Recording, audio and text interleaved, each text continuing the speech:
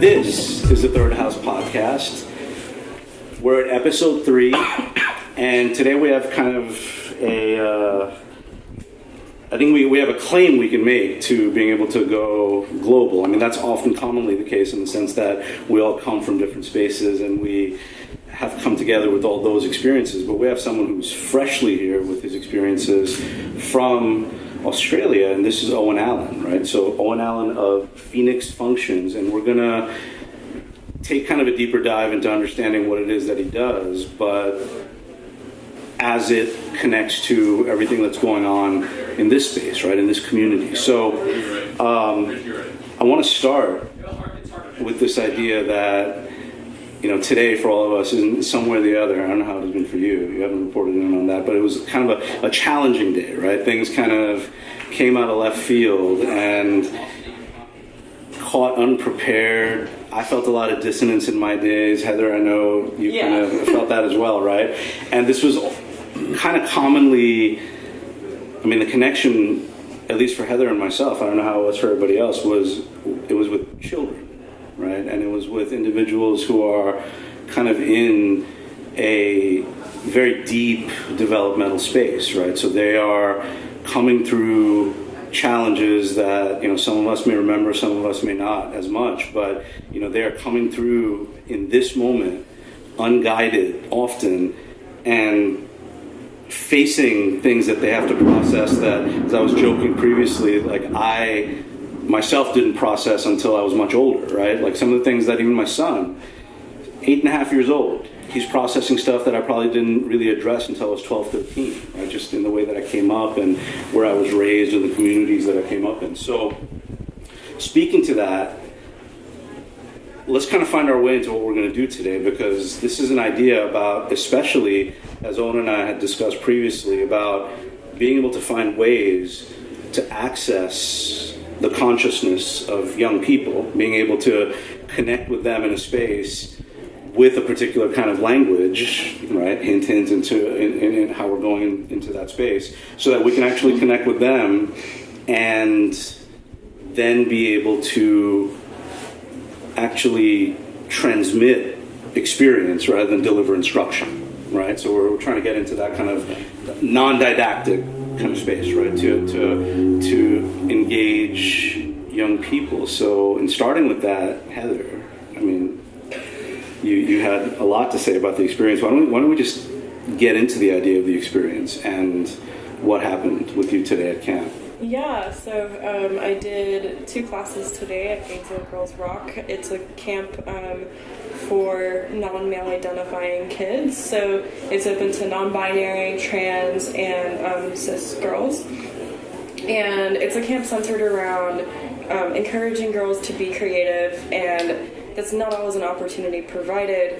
And it's also to like encourage them to be involved in things like music and have hobbies that aren't like being concerned with how you look, or, you know, things that are very much imposed on girls.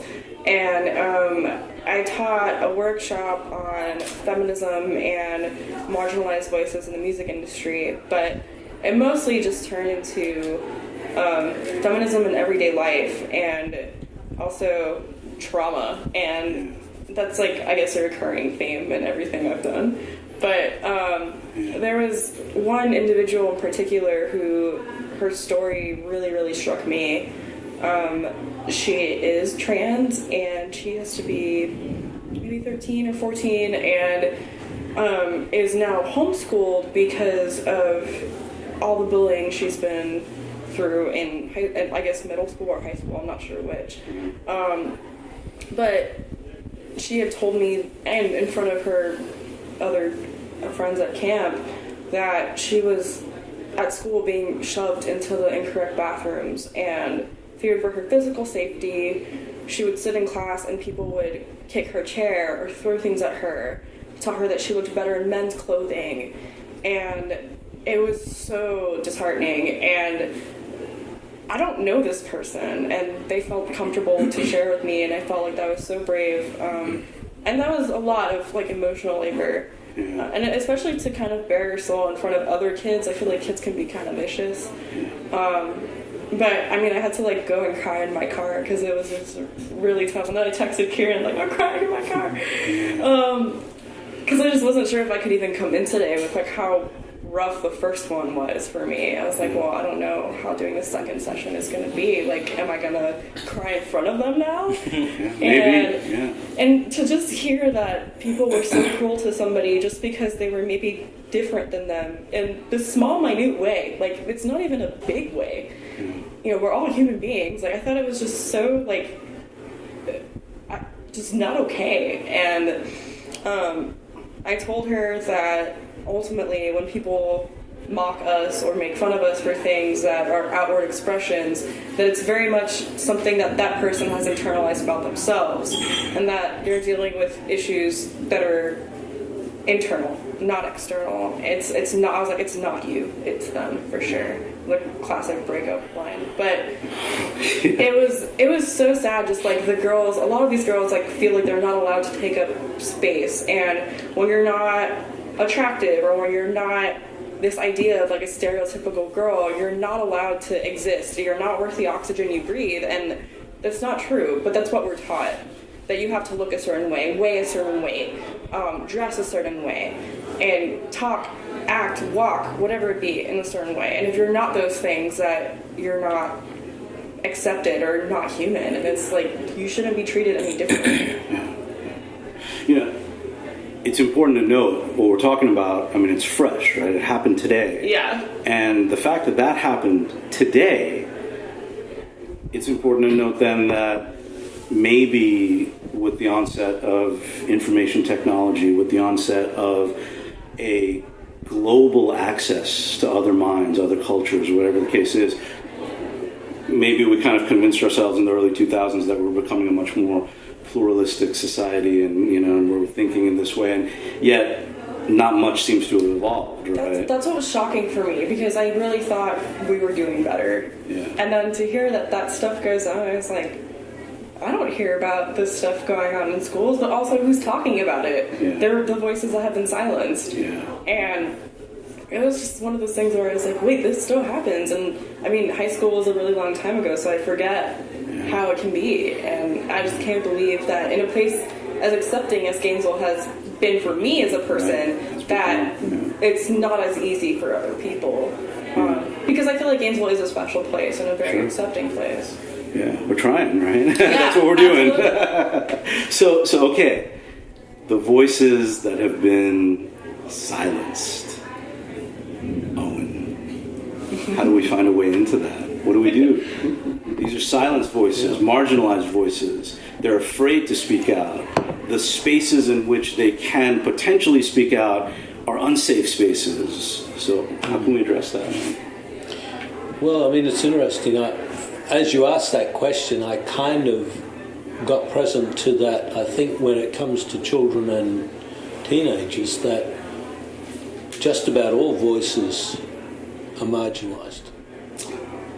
And what I mean by that is, I was just reflecting on a real issue, I think, around families, and why sometimes I think this happens at a high school level, is because the kind of perpetrators, in a sense, have also got a marginalised voice, but not in a way that they would think it's marginalised, but in a way that I think within their families, parents don't even know what their conversations are at school. You probably go to those parents and they would say, yeah, we're liberal parents, we don't use that we don't have those concepts. However, I think because, children do require education. They do require a learning context to develop their potentials. That without a kind of certain learning context, and it's sometimes presumed that school provides the learning context, and really it doesn't provide that learning context. And so without the social learning context that's relevant, children and youth kind of gravitate towards the Lord of the Flies kind of situation. And that just means that there is a kind of a robust animal within us, which is kind of saying, which is kind of making a distinction between where we fit in, how we survive, and if there's a lion round, well, who's the weakest guy that we're going to leave behind to let the lion take them so we're safe? There's a kind of a thing, I think, within us as a society that reacts kind of like that fairly often, so this concept that, we've moved ahead is kind of, technology's moved ahead, a certain sort of adult, even progressive liberalism might have moved ahead. But our hustle and bustle of life and how we are as families mean that we're leaving often children and youth behind. Now, where that plays out is if you're old enough and you get through and you survive, and then when you're, in your adulthood and you get the interactions, you may develop that maturity, which takes you on to a more free, a liberal thinking person. Some youth don't survive, as we know, that process at all. And that's the sadness of it. And quite a lot of them are male youth. And so, there's we have big media dramatised suicide in Australia recently, where a girl who was brought up on a remote cattle station in the middle of the Northern Territory had to go to boarding school for high school and killed herself at 14 because of online bullying. So she was getting bullied at school, but when she went back to the Northern Territory, where it's only her, no peer group, parents out, chasing cattle and mending fences, still getting the online bullying, no mentoring to say, you can turn that thing off, killed herself on the family station, out of the blue. The reach and magnitude of social disparagement is enormous. And I think if you would have said to the girls that were doing that back in Brisbane, what were you up to? They are probably going to say, we were just having a bit of fun. Yeah. But I think also you were mentioning all the advancements in technology. I think with all those advances, there's also this increase in the way that youth can be targeted. Yes. It becomes not just a slur or a word, it becomes harassing the person, whether it be through social media, tracking them, following them home with your car. These are all things that technology have allowed, in addition to technology allowing great things. And technology has also allowed kids to, realize the whole issue with transgender people in bathrooms and think well, now because we have something as advanced as a school, a hub where people go to get educated, that we can throw this person into a space that they're going to be uncomfortable. And I think that with all those advances, you do increase the risk of exposure to things that, someone cyber stalking you or somebody harassing you on the internet for being different.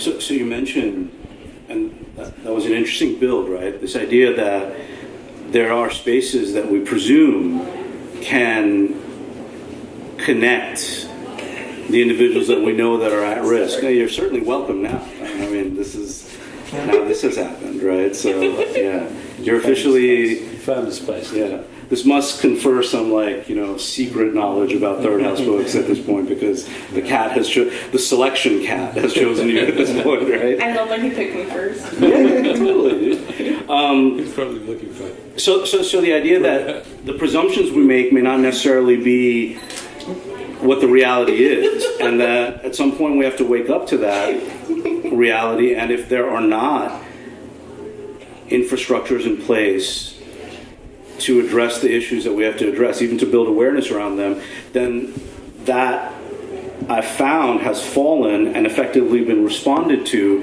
in community, right? So what we're doing right now is a representation of that, and what the space that we're in, Third House Books, right? What that represents is, I hadn't found that word until you just said it, right? So it's brilliant. You just said a hub where that learning can occur, right? Yeah. And that's the kind of vision that's been growing and growing and growing out of this space, right? So in thinking about that, let's kind of reconnect with that idea, especially because we're talking about bringing this kind of learning over to where Owen is, and then going to visit Owen and bringing his kind of learning over to where we are, right? So kind of really modeling this kind of community-based effort across oceans.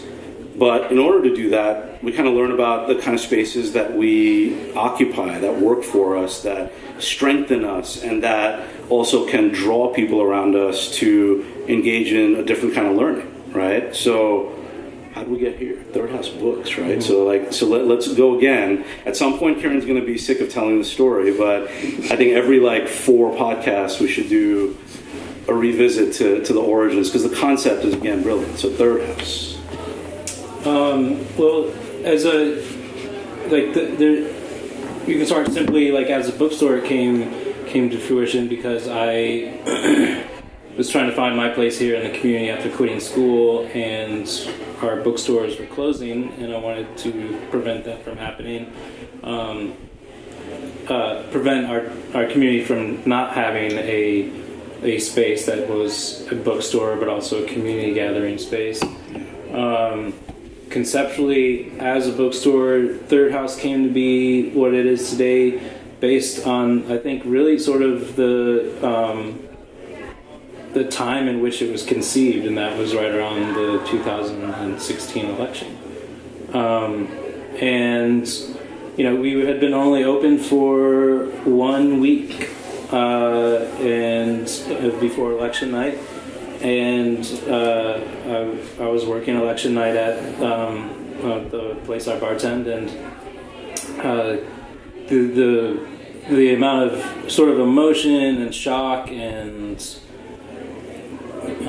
disappointment, sadness, grief that I saw on people's faces that night, sort of knew immediately that the space had to be more than just what it was at the time, and that was just sort of a new bookstore. And so we opened up, made an announcement on our social medias, and so that we were going to be open the following day, and that not open as a retail space. We weren't interested in taking people's money, so we had free coffee and drinks all day. We just offered it as a gathering place for people to come and sort of not feel alone, or if they wanted to be alone in a book, they could do that and just pick one up off the shelf. And, give people options of what they want, where they need to be and what they need to do, and it sort of just grew from there. That became. It was always in the back of my mind. That was always going to be sort of a mission statement, but that was certainly a catalyst for making it truly happen. And ever since then, we've come to. Having a number of people sort of express that that's what they enjoy about this space most. So that's been really great. Yeah. So it's really important, right? Because it connects with something that I think we touched on it. We touched on it in a different way in a previous podcast with Mandisa, right? And she said that there are places that we go to where we can mourn together. Right, so, and she chose that particular terminology because it wasn't necessarily about being, rejoicing together, coming together. I mean, there are more and more spaces to do those kind of things. But when we mourn, when we come to connect around a very difficult moment, then we are incredibly selective about the spaces we choose. We go immediately to those in our minds, and the fact that we've been able to create, right, that you and Heather have been building this space in which we can gather and have discussions that aren't necessarily very welcome or very apropos in many other places, right? I mean, I tend to, people react like, can we keep it light tonight? That's kind of a common kind of statement, right? Like, look, I mean, I want to keep it real, man. So it's You're a Scorpio. That kind of idea. Yeah, I can't keep it light. So if we've established a space like that, then it's important to sustain that space, right? So, Owen, talk about some of the, I don't know exactly what it is, right? Like this one thing that, this is what Owen had said, that this path that he's on, right? So Owen had said this earlier, that I've come to understand my spiritual journey as coming to an acceptance of something outside my control that I can actually enjoy if I accept that it is out of my control. I'm happiest when I don't know what's coming next. I mean, that blew me away, right? Like, that was such an important statement, because you've set yourself on this journey, and it's become a journey of really making an incredible web of connections everywhere you're going. I mean, it is truly a spiritual path, right? Like, you're a wandering sannyasi, and you're kind of doing this kind of work. Like we were joking before, like in Kung Fu, Kwai Chang Caine, that particular series, right? That was one of my favorites. I treasured that for the better part of my life. But if that's what you're doing, then what are you seeing? How is it that these kind of spaces take root and then they are sustained in community because of work? Like you said, you're visiting a friend in New York. There's a lot that's happening, in what she's doing and how she's taking that into European context as well. So talk a little bit about what you're seeing, what you're learning. We want to know what is happening elsewhere, right? Give us the field report. Yeah, the field report. Well, it's a strange field report. Why not? I live in the little town I was born in. In fact, I live like 200 meters from the hospital I was born in. I can see it if I look across the football paddock there. And yet I've had half of myself, maybe only a quarter of myself, in that community my whole life, and the rest somewhere else.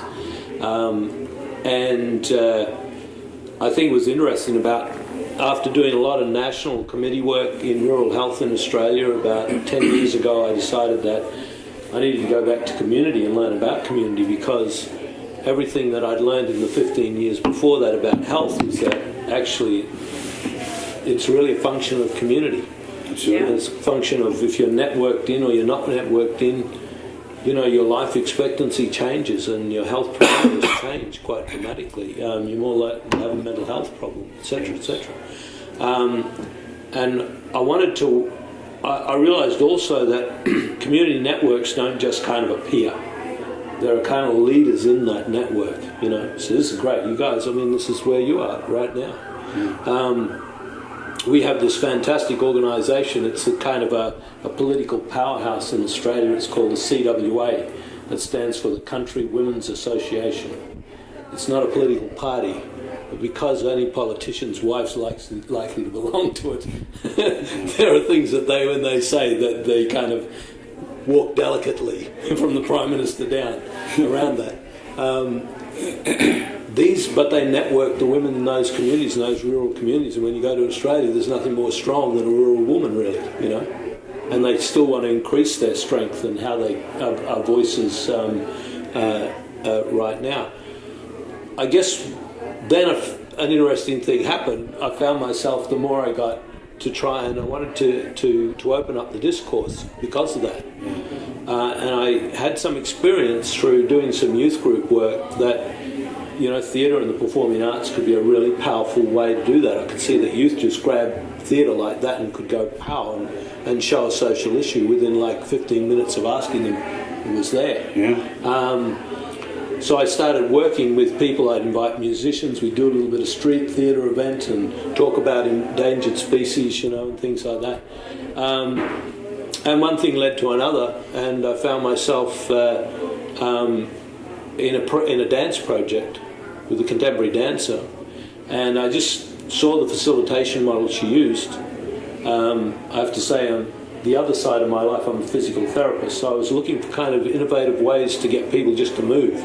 Yeah. So when I saw this and how this could work, it was just like, wow, that's kind of the thing, Yeah. For me, it was like an immediate opening up, it set me back and kind of just gave me the thing I wanted to do. Interesting enough, as I developed my,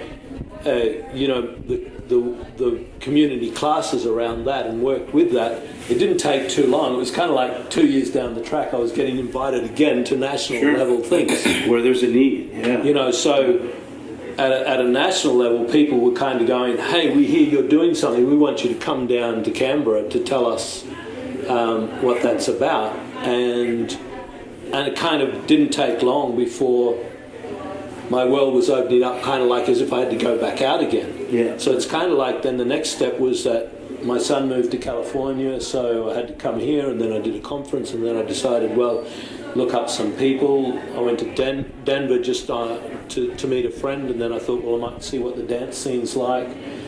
Sue found me online because I've been doing some children's games in Australia, and I said, well, if I'm coming to Denver, I can go to Florida if you give me a job, you know.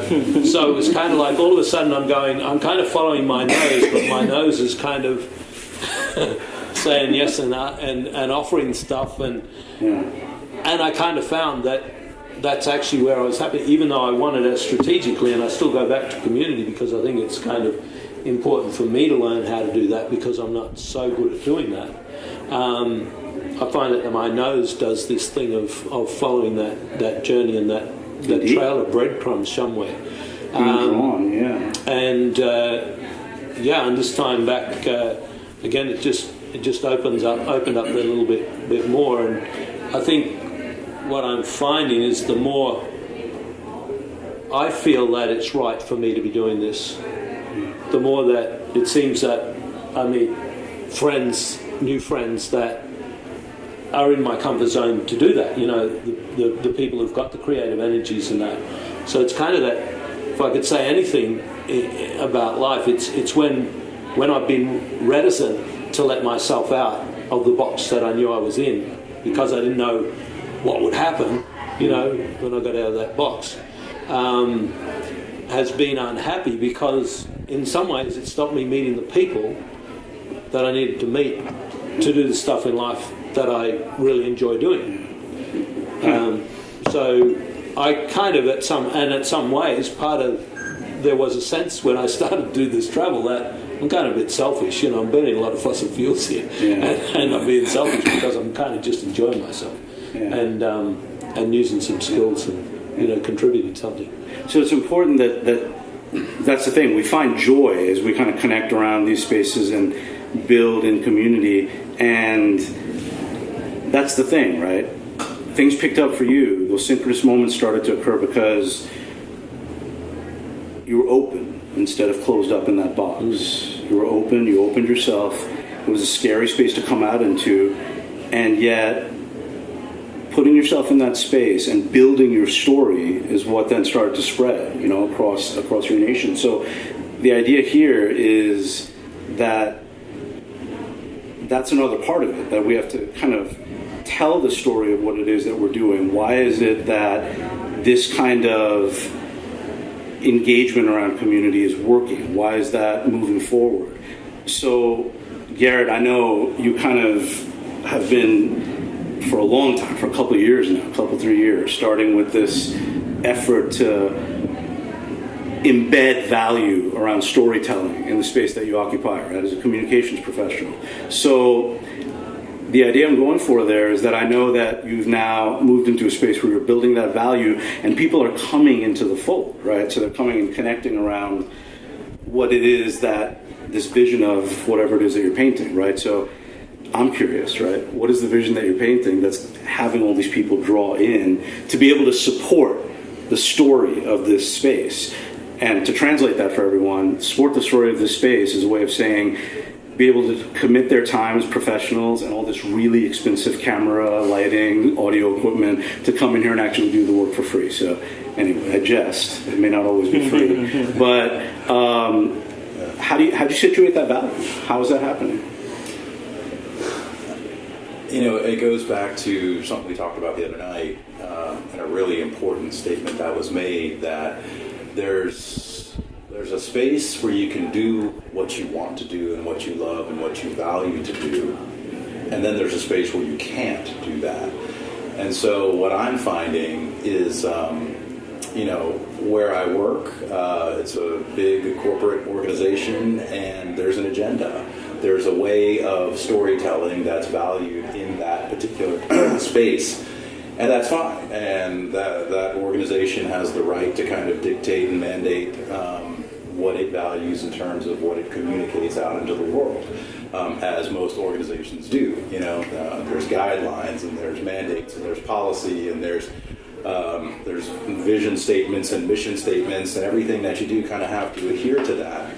And I think for a growing number of individuals, myself included, and that I work with and that I've come into contact with in this community, there's a real desire to explore a space where there's less restriction, there's less parameter, and more opportunity to explore and more opportunity to engage the community in various ways, not prescriptive ways. And so, Descriptive ways. What? So it would be descriptive Yeah. ways. Descriptive. Yeah. Yeah. Actionable. And It's a so, linguistics thing, sorry. so as there's been a communication of a new vision of late among a core group of us within this corporate environment, to say, what if we form sort of an alliance outside of the corporate environment and use our communication skills in either unique ways or new ways or ways that really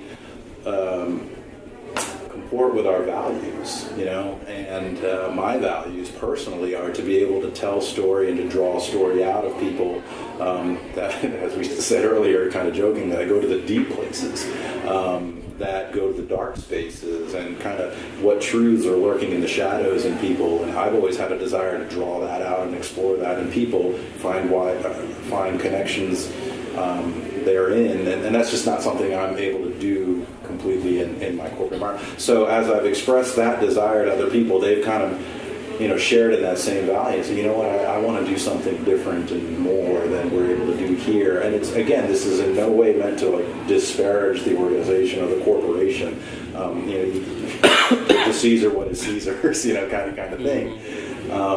But as people, it's amazing. You know, you walk into an environment, you say, hey, come with me and we'll do this new thing over here, and there's opportunity to try this and that. The people will come, you know, people will follow that, and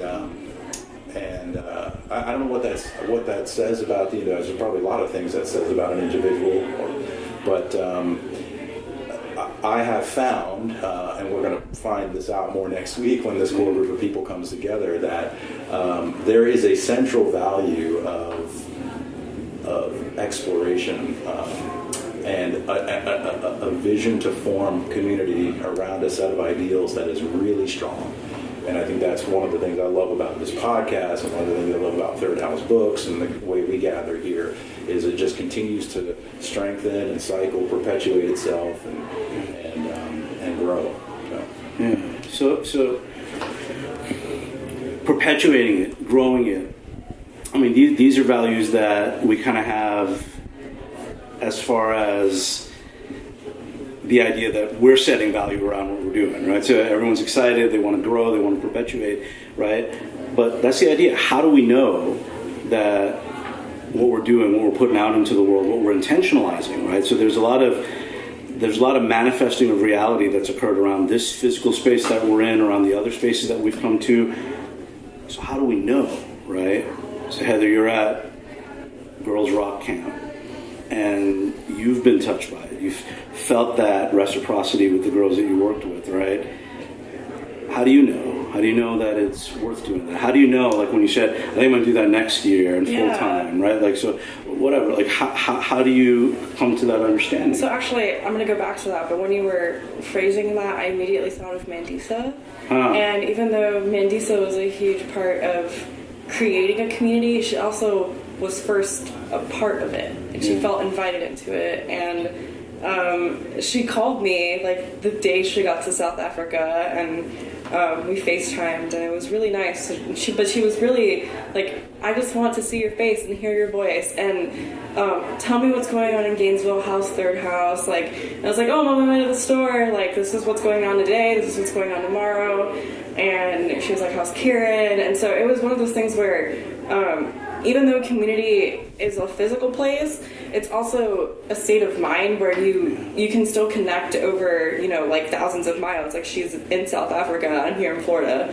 But I immediately thought of that, and it's like, how do you know that you've created a community but that's it, like when somebody's still reaching out even when they're physically removed from it. And it was a really great moment. It was so nice to just hear from her. And I actually, in fact, have like a voicemail from her on my phone that I haven't listened to yet. But we talk every day still, and that's how I think you know that you've built something.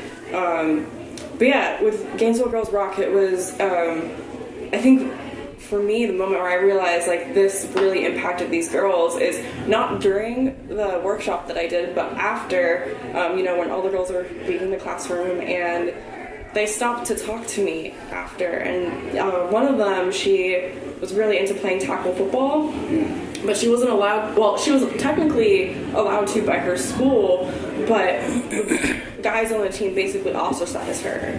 And so she was never incorporated as a team member. No one would even toss a ball at her.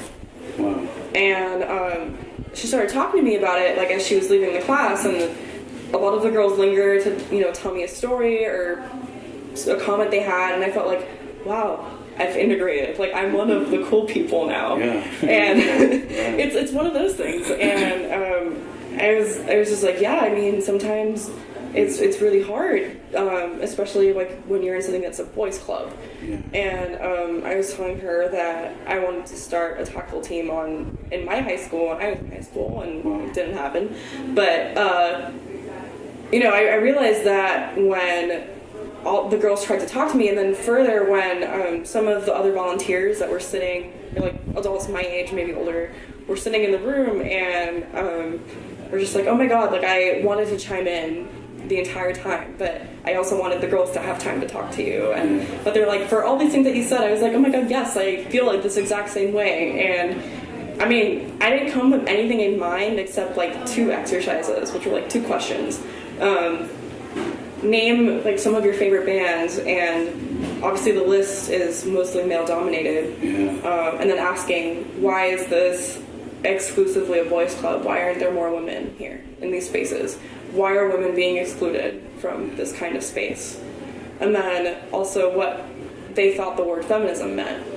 And I literally asked only 2 questions and had an hour to talk to them. And It was full. yeah, and I mean, I could have spent like 3 hours talking to them. Yeah. But I think the reactions, not even during, but after, and them telling me that they enjoyed it or that they learned something, made it worth it. Yeah.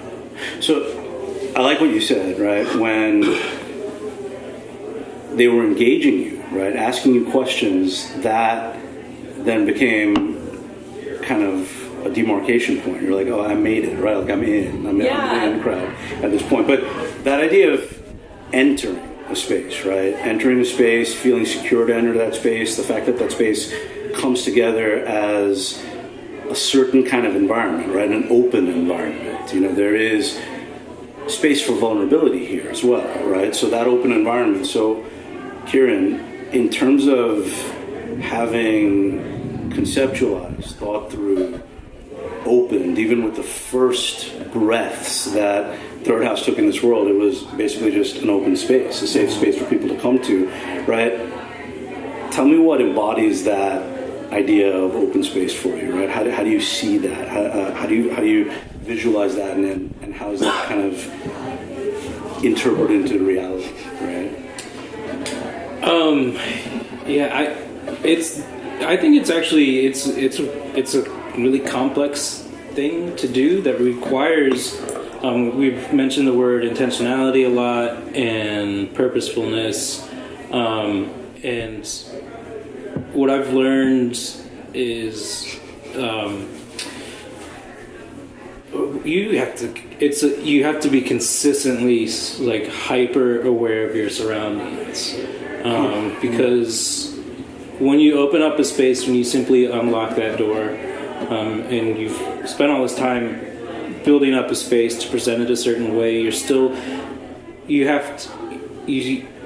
only presenting you're basically presenting yourself, and you're hoping that someone identifies with it and comes inside. And then once they enter, you have to be hyper aware of how they're reacting to that space, and you have to adjust to it and adjust to them. And so Third House, for me, coming in every day and making sure the place remains open requires an enormous amount of vigilance and energy to consistently reinterpret my interactions with people who come in, and how they're interpreting the space, because it's not the same for everyone. Some people want to come in here and be left completely alone, and so they don't want the friendly neighborhood book salesman to could go around and suggest things. They just simply want to be on their own. Some people are coming to start a conversation, and they'll linger there at the counter even though they've already ordered their drink, and ask questions that seem kind of inane, but you're like, you obviously need someone to talk to. And so these are the things that you have to consistently. Being open isn't just being receptive. Well, I mean, it's obviously being just receptive, but it means also to be consistently making these micro calculations in your head to figure out what it is that people need or people expect or want. And also, and from a selfish point of view, what can you reasonably provide? What do you have the energy to do? What is within your realm of like capability to provide and to do and to say, and not overextend yourself in that way, because you won't last. 2 weeks later you'll be, no, shut the doors, I'm done, that's too much. But so it is. I've just sort of noticed it's just being very aware of your surroundings and being able to adjust and adapt constantly and instantly. It's in talking to Owen, there was this dive we took into the idea of embodiment, right? Concept of embodiment, the work that can grow out of it, the value that resides within it, right? And also, as you said, we put a lot into that work of embodiment, so you have to conserve your resources, right? You have to mind your boundaries and whatnot. So, Owen, if you can think about, what Kiren has done is this is a dance of reality, right? This is his embodied space. It's Heather's embodied space. They put themselves into it. There's some kind of transmutation, an alchemy is occurring there, right? So you work in this space. You work within it in using theater arts, movement, to be able to arrive, as we said in the title of this podcast, at a body language, right?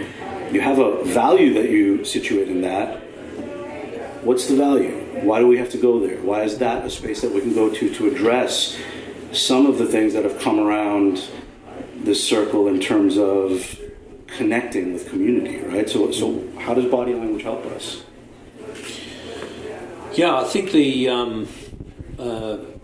one of the ways to come to it, I think, is to get that when we embody something, we are that something.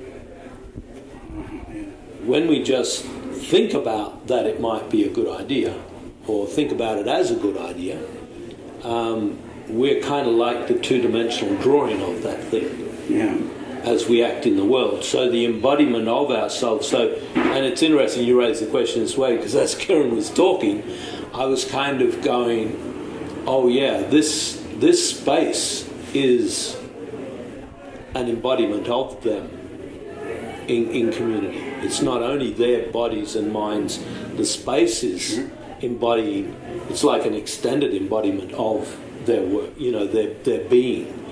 I feel that. And that's a really, I think, a fascinating thing to delve into in terms of just getting a sense of that. The thing that I think that helps us with, even conceptually, is that if we want to, how we want to be in the world, we could say what we want to do, but I think if we back that up and say how we want to be in the world will automatically be what we do, how we perform, then how we actually are in the world will naturally create. So if we want to be community, in a sense of open up to community, that we can kind of probably at some way inquire into our whole embodied aspect, our attitude, you might say, as an embodied thing, not as just a thinking thing, and inquire into that and say, am I being community? And Kiren points to that great thing that there's a whole kind of capacity field to that, and you just got to be true to that capacity field. It's no.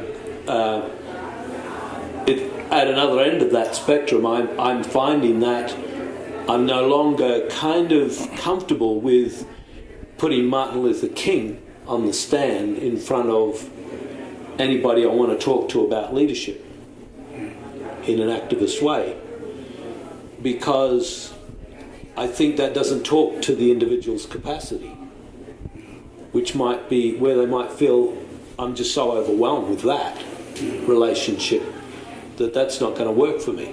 To find their place in the world. To find their place in the world in leadership and find their potential, which might be a great deal more than they're currently presenting. But they've got to come to where, what is their being now, and if they have an aspiration of being more, which might come out as what they want to do more, they need to come back and go, okay, what do I want to be that will allow that to occur? And that takes a real inquiry. And we've got to really fully inquire authentically of ourselves and use some friends to help us in that inquiry, in the conversation, because sometimes friends can, in the conversation, some way or another, point out some things to us. That's a polite way of saying it, yeah. Or they can call us on our shit, right? It could be as blunt as that, but sometimes if you're kind of listening, you might go, oh, God, you mean... Yeah. So... we've been just quietly talking about all this and just these kind of very, conversational tones, and yet we're discussing something that has hard to fathom power, right? This idea that if we focus our being in the world, then all else kind of follows, right? From that. So the idea of embodying the vision, or as in that old Buddhist kind of saying, right? It's one thing to know the path, and it's another thing to walk the path. And so what that, I think, is saying is what you're saying, because the other half of this theory base you speak from, embodied or embodiment, is embodied practice, right? This idea of practice, this idea that you go back to it, you are perhaps obsessive about it, you're frenzied about it, you're manic about it. And I use all of those particular adjectives because I'm going to then point to you, Garrett, in terms of your writing and how that brought you through all of those unyielding commitments to just sit in front of that challenge that waited for you every day. But you came through something, because you came to this understanding. You embodied yourself in that practice, and so a new self began to emerge, right? When did it click? When did that happen? In terms of when the turn happened relative to that writing process.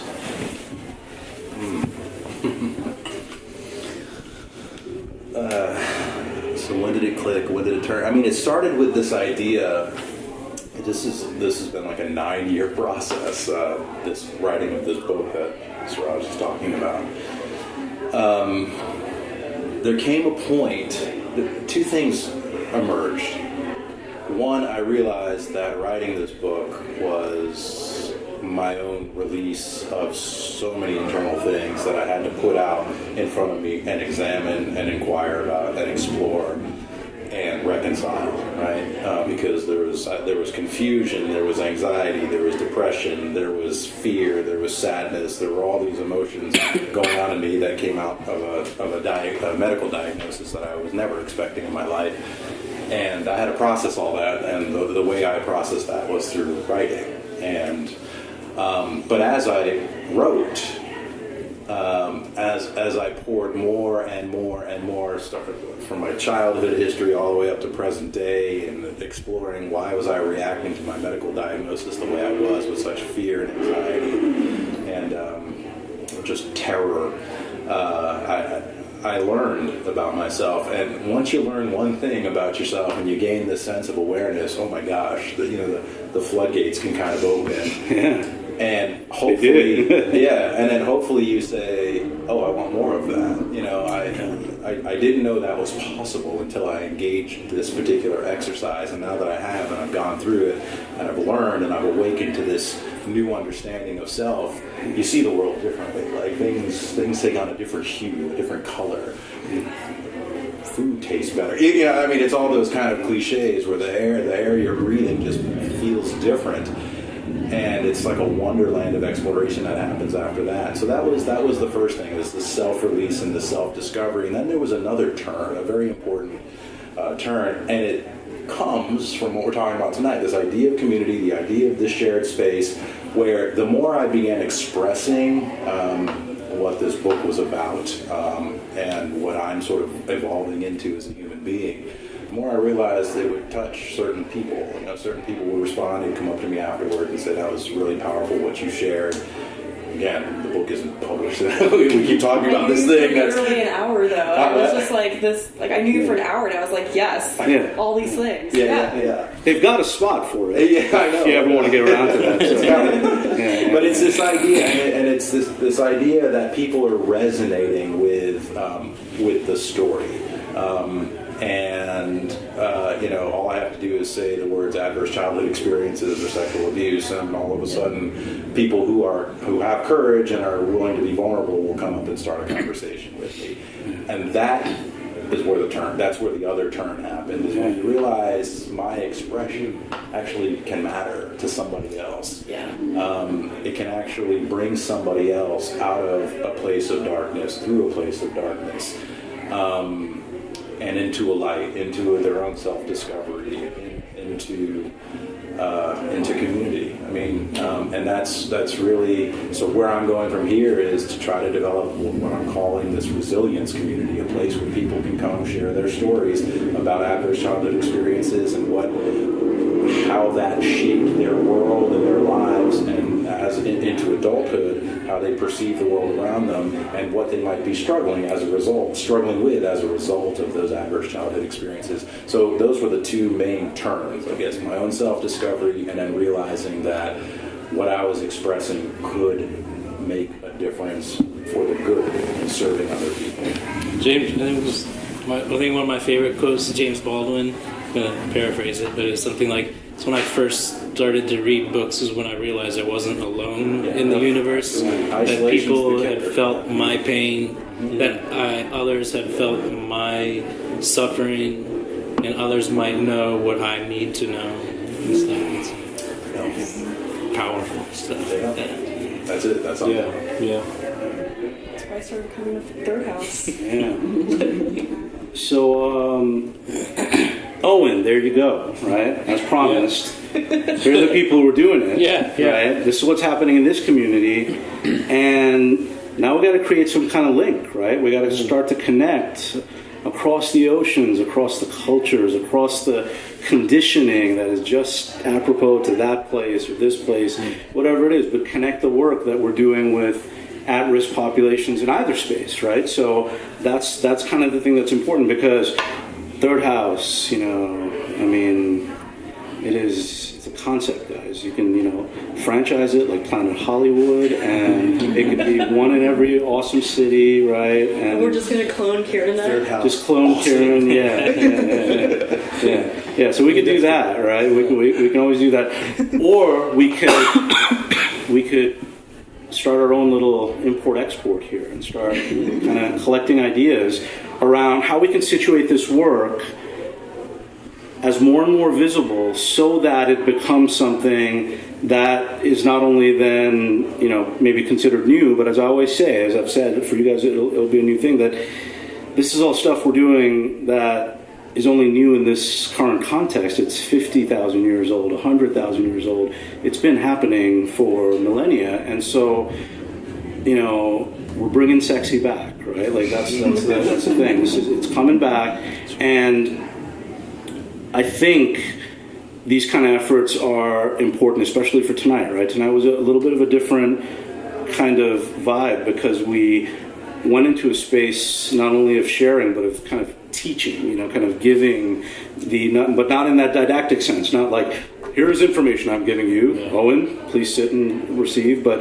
it's imparting, right? And you impart it to us, and we kind of had connected experiences, and that's where it tends to happen, right? When we start to engage in a shared kind of lived narrative. So With that, I will say that that's always, I mean, there's been this kind of arc that's followed from episode 0, when we first started it, called it In Transition. And the next one, episode 4, when it goes up at the end of this month, is going to be about instinct and intuition and how we have started to rediscover ancient value. And then we also look at how we've come to marginalize that value, even though it is the thing that goes from a shitstorm to an achievement, right? That's the bridge that always says it's intuition. You follow that, you take a risk, right? It may be the space where you find faith. I don't know. It's a different concept for everybody, but join us for that. And everyone, in terms of episode 3 for body language, I want to thank Garrett Hall, our producer, Heather Halak, and Kiren Valji, our, it's like patriarchal and matriarchal figures. They're like my mother and father in creative experience, right? You've helped me to birth this space. This is the hospital I come to. This is the church I go to. This is the place, as we found out before in terms of the third house, it's where revolutions begin, right? So Owen, carry the revolution with you. Owen Allen of Phoenix Functions, thank you very much for joining us. And, thank you, it's been a pleasure. We send you off with all of this, our hearts. Yes. Indeed. You'll probably hear from me again. Yeah, well, hopefully. Definitely. Thank you, everybody. That was it. So, thank you.